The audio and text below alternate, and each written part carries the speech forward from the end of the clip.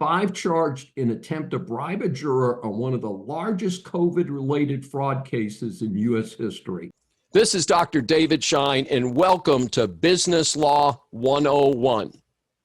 The federal government spent billions of dollars trying to help Americans deal with the COVID shutdowns and the many hardships that resulted. Sadly, billions were reportedly wasted. In April, 7 people went to trial after being accused of participating in a scheme to steal $40 million from a federal COVID program meant to provide food for children. The defendants have been linked to the nonprofit Feeding Our Future, which received funds from the federal program. A total of 70 defendants have been charged so far in the fraud scheme centering on the nonprofit, with 5 convicted and 18 pleading guilty. Of over $250 million in federal funds taken, only $50 million, or 20%, has been recovered.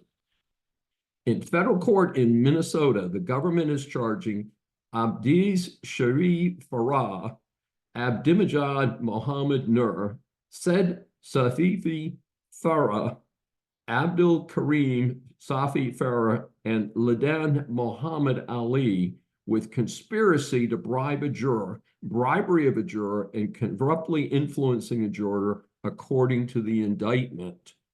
In the scheme, the defendants allegedly discovered the name of the one minority juror on the jury. She also happened to be the youngest.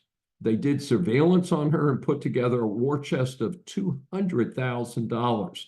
According to the indictment, one of the defendants followed the juror home and purchased a GPS tracking device to put on her car to track her.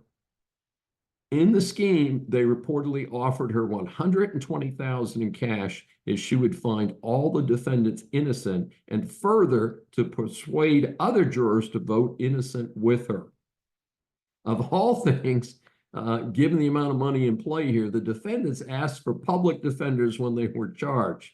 The question became, where is all that money? The prosecutors objected to the public defenders, citing the defendants' alleged access to money parked abroad.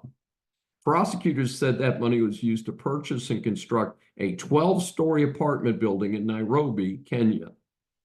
However, the judge did make a temporary appointment, so it'll be interesting to see how that goes. Of course, if you've got that much money, generally speaking, you don't use a public defender. You use a high-powered, famous criminal defense attorney.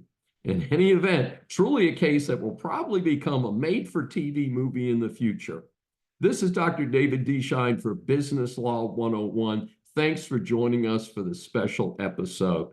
If you've enjoyed this, please tune in again and feel free to subscribe on your favorite platform.